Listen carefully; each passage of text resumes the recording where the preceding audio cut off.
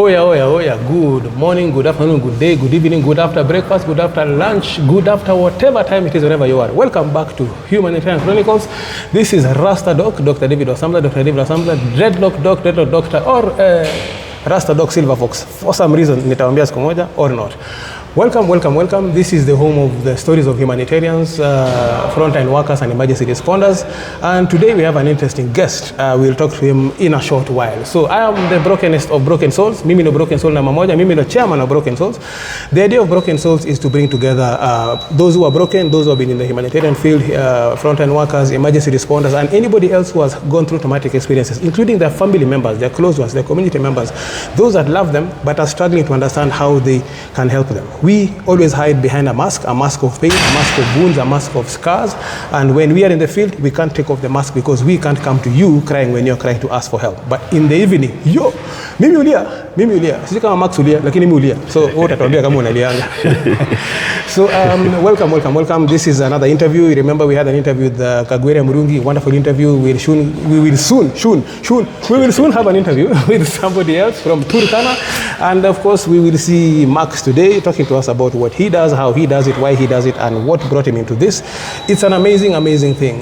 Tackling trauma together, triple T, hashtag 3Ts, is basically the idea of broken souls. Coming together so that we support each other, we tackle trauma together, and work with each other to make things work. Tumetoka gym, finyu.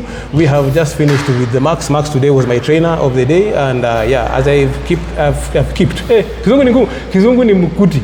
As I keep saying, my main coping mechanism as a humanitarian is the gym. It's important to maintain a routine. So I have a gym routine that I do at least every morning as much as I can.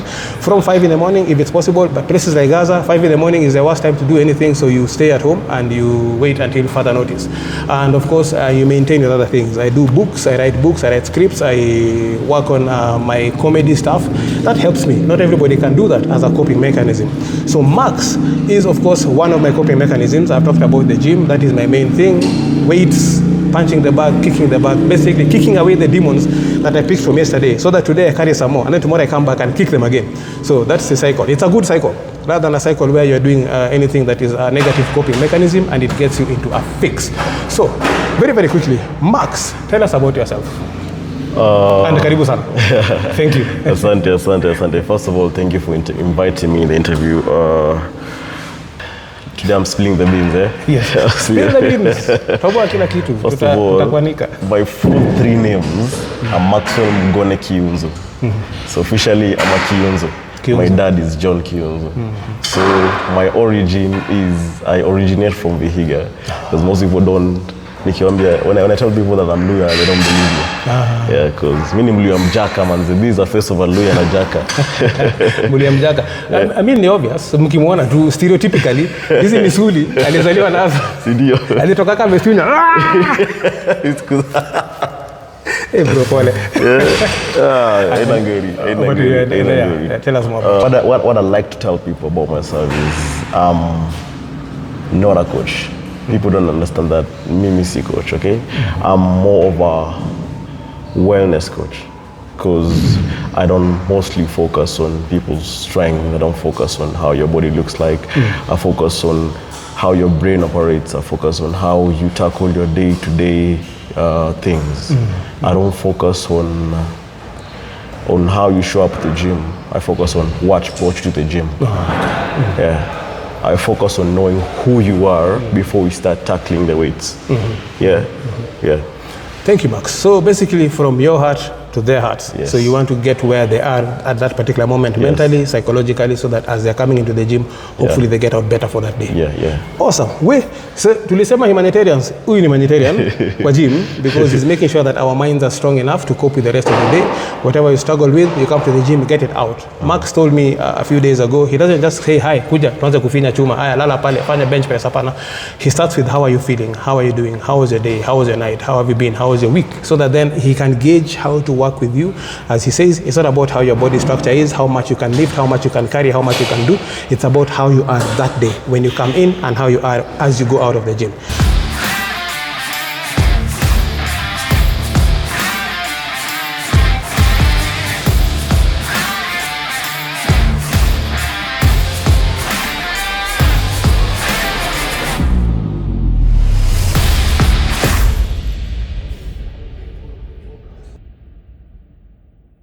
what I like to say about broken souls is I myself am a broken soul because Kitambo, I used to go through a lot before I got to where I am right now. Because I remember I started my journey as a trainer, Kitambo. I didn't start at high school. I started when I lost someone really special in my life. Oh, Paul-san. Yeah, yeah. So it was a very difficult time for me. It was tough. The person I lost was my brother, very close to me. So it was Kitambo Sana.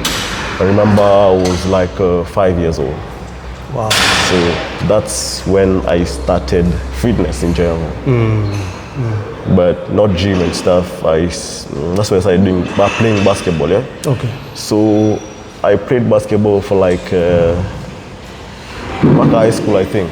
And then after high school, I decided to join the gym. So hapo ndo saa nikapata the love of fitness before I started doing what I did. Because yes, Lilian, as someone who trains himself as nataka kukaa fiti, nataka ku show off and stuff. Even though I want a big chest, I want a big back. But as time grew by, I realized that fitness is not just about how big your chest is, how big your arms is. Fitness is your whole body in general, physical and mental. Because what most people don't understand is you can have that body, you can have that big leg, you can have those big arms, but if your brain is messed up, you cannot move on. Yeah. So fitness has made me nisahau vitu mingi, si nisahau as in ni tackle vitu mingi. And this journey I am right now, I'm happy of where I am. Because they say choose a career you're happy with. And this way I'm happy. Wow. And pole, I'm helping people to be vile niko sahi. See, physically, yes, definitely, but pia mentally. Because they say the noblest art is that of making others happy. And I want to make others happy. Wow. Yeah. That's amazing. So when Max talks about broken souls, he says it's a broken soul. Of course, it's not an easy thing. I never celebrate when I hear people are broken like I am, or worse than I am, or less than I am. The fact of the matter is being broken is a difficult thing. Unfortunately, we've lost many people. Those who have been quote unquote lucky are currently probably alcoholics or drug addicts trying to cope. As Max says, he went into fitness eventually that got him to a point where he's able to cope with the situation. You never forget really, but you cope with it. But sometimes people want to do stuff that will help them forget temporarily. So when you go and drink for the whole night, or drink for 24 hours, or go and binge drinking, or drink a lot, you have a blackout for 2-3 hours. You forget for 2-3 hours. You wake up in the morning, those demons are still there, and you're going to collect some more, meaning the cycle has to continue for you to forget. So gym, fitness is a positive coping mechanism. If you look at this book, there's a whole chapter on broken souls, a whole chapter on coping mechanisms, especially positive ones. It talks about both negative and positive, or unconstructive and constructive coping mechanisms. So some of them, for me, it's the gym. That's my main one. Of course, I talk about writing scripts. I do comedy. I convert my trauma into comedy. Right now, my stand-up comedy is based on my trauma from the last 4 or 5 years that I've been writing down over time. And it's important to make sure that you know yourself and you're able to figure out what works for you. You're welcome to Broken Souls. It's a network of those of us who are broken, those who've gone through trauma, through stuff, through things that we cannot cope with ourselves. We come together and we are able to support each other. Of course, we have clinical psychologists in the network and spiritual authority in the network, that if you are somebody who is spiritually inclined and loves that for part of your life, we support you not just professionally as for the clinical part or the psychological part, but we also give you that spiritual support that helps you to continue moving on. Someone told me 2 days ago, before you come back to you, Max, I met a wonderful lady in Meru. She's a clinical psychologist, all the way PhD. She's very, very senior here in Kenya, very, very senior in the University of Nairobi. I won't mention the name now. We will talk to her, and then you'll be able to see her very, very soon. And there's a training that she works out, that she's rolling out, and there's a program she's rolling out across the country. And one of the things that she mentioned, and what Max touched on, is cognitive restructuring. restructuring your mind so that you are able to cope with something that maybe has happened. You've been carrying some guilt, you've been carrying some trauma that you don't know what to do with. And it helps, that cognitive restructuring helps you to rethink your life, rethink the situation so that you're able to cope better with it. So what Max talks about is basically cognitive restructuring using fitness, using the gym, using sports, so that you're able to cope with the situation. You don't forget, but you're able to cope with it and keep it in a way that it doesn't break you every single time you think about it. So Max, vile tumetoka tizi, it got me thinking, there must have been a reason why you got into this. You lost somebody very close, and sorry, where the kiddo? Maji muhimu, maji uhai. Yeah. Maji muhimu, wacha niweke hapa ndio uziibe. Iko na vitu ndani. No, it's EA and creatinine. Msana kunishtaki kwa karao ati Subaru kuja hapa wasitome mafuta bure. So you talked about having lost somebody that was in childhood. Yeah. And that kind of got you into doing basketball and doing sport. That's why you injured your elbow, right? Yeah, that's how I injured. Yeah, it's a sports injury. How do you deal with injuries, and during that period of injury, when you can't go to the gym, how then do you continue coping? Because if that is your main coping mechanism, you don't have other options, then what do you do at that particular point? For me personally, I like to take time for myself and sit down and think, maybe in a place, and in a quiet place. Yeah. Also, my music listener, I listen to a lot of music, but I'm mostly focused on listening to hidden gems. Hidden gems. Because those are people, bado talanta Africa Jews. So I like listening to them because they actually have something hidden. Hidden gem, I check it. If it's not music, it's walking. If it's not walking, it's sitting down and thinking. If it's not sitting down and thinking, it's writing. Because one more thing, since I'm stealing the beans, when you are, they don't know that side of me, but I'm a poet. You're a poet? Yeah. Mukiona misuli, si ati akili zote ziko huku ndani. Kuna vitu zimebaki. Tell us about your poetry. So, my poetry is mostly focused on how life is. How beautiful life is, how you can see something like Japata flowers, like you have to give it its flowers. So when I'm sitting down and thinking in a quiet place, words in a flow too, I start writing it down. And then one day I'll share one to you. So. Please do. Oh yes. Tungoje part 2 ya Max, akuja atoe poem, si ndio? Yeah. Wekeni kwa comments and tell us if Max should come and do a poem for us. Amesema flowers. And watering the flowers so that eventually the hidden gem that is a new artist that he listens to, you continue listening to them and then you water them and give them the impetus to grow. Easy drumstick. Si ndio? Awe ni mluya sisi kuonyesha. Wanaka. This is not a piece of chicken. This is chicken leg. You kama ni chicken, mbona iko na nini inaweza kuwa ni manyoya. Sorry. Anyway, this is a flower. It's a dying rose. As Max talked about a flower that needs to be watered, that needs to be nurtured, that needs to be grown. So that's the whole idea. All broken souls are basically dying flowers. Not dead flowers, dying flowers.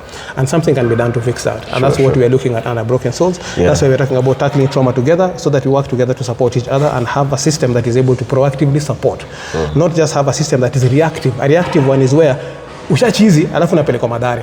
That doesn't help you. Yeah, the proactive one is when things are beginning to happen, you have someone to run to, someone to talk to, someone to call, someone to text, someone that is a support structure. Hence, the broken souls coming together as a puzzle. We are always together with each other, that's Idiana. And then at the same time, we have a panel of people who are supporting us should we need that support. And of course, our family members, the community that you work in, the community we live in, the people you go back to after you come back from the field, after you come back from work and you're broken, you're completely confused. Somebody at home needs to understand you. How to cope with you. You talked about music and a quiet place. For me, similarly, music. But as you saw, mine is a amapiano. As you may know, that's my main gym music. That's my main music that helps me. The bass helps me quiet the noise in my head. Sometimes there's a lot of noise. Ukifanya hivi kidogo, unasikia nduru huko ndani na si yako. So you need a way to quiet it. So that's my thing. I listen to Kenyan music a lot. Again, the punchier, the better. And of course, as Max has said, sometimes you go into a quiet place. A quiet place, not necessarily a quiet environment or a quiet room, but a quiet place in your mind where you go and find your peace. That corner in your mind where there's peace and you're able to focus on building yourself up. Anyway, so tell us, anything that probably in your perspective you learned from the book or that has stood out for you from Broken Souls as we wind up this interview and you tell us your parting shot. So first of all, what did you learn from the book, if anything, or what has stood out for you in the book? What stood out for me in the book is people can be happy outside. People can be jumping. People can be dancing outside. People can be sleeping, being happy, but internally they are tackling something enye hakuna mtu mwenye anaweza elewa. So they genuinely need to talk to someone, but wajua tuongea na nani. It connects to me as a trainer because when someone comes, akona furaha and everything, when someone comes, I'm a smile and kila kitu, I'll still ask them, are you okay? How are you doing? How was your day? How was your week? Because you don't know what they're tackling. So Broken Souls imenisaidia sana to understand how people can be tackling something and no one knows about it. Wow. I spoke to someone 2 days ago. He's also a trainer. He's called George, he does Body by G. And he told me outside here there are many walking dead. You see people walking, you have no clue. Inside some of them are empty. Inside some of them are completely damaged. Hakuna kitu, ni shell tu inatembea. Wako autopilot. Just figuring out the next step, the next meal, the next thing they're going to do. So people are struggling, that's true. And the idea is to understand everybody has a struggle they're fighting through, and how do you support them and what can be done. And as you say, no matter whether they come smiling or they come crying or they come broken or they come looking good, you still ask. Because sometimes they just need someone to talk to, which is true. You just need someone to talk to, find someone to talk to, no matter how deep things look, no matter how bad things look, no matter how dark things look, find someone you can relate with, who can relate with you, non-judgmentally. And if you can't find somebody, come to Broken Souls, we're here for you. Because that is the whole idea. We want to tackle trauma together with you so that you are not struggling, you're not fighting by yourself. Let us struggle together. Hata kama hatuwezi kusaidia, we won't tell you, "Ai, utadu." Tutasema, "Ai, tutadu." So that we are together. We are standing together, holding each other. Max, parting shot from you. What final word would you have to tell our listeners, our viewers, that maybe from your perspective is something you feel they should know or they should have in mind moving on? I have a quote. I have a quote from a famous trumpeter. I don't remember his name, but it goes like this: when you hit a wrong note, is the next note that makes it good or bad? Yeah? When you slip up or when you fall down or when something happens, is the next move that makes it good or bad? Wow. Max, thank you. My parting shot, kama kawaida, umoja, ubuntu, we all bleed red. Rasta Doc out, Max out. Have a wonderful day. Thank you so much. Max, asante man. Shukran. Karibu. Good. Thank you. Endelea kusaidia watu. Yes. Kabisa. Wewe ni humanitarian. Kabisa. Yes. That's who I am. Awesome. Yeah? Thank you. When someone else asks me another day, Max, who are you? I'm a humanitarian. Bas.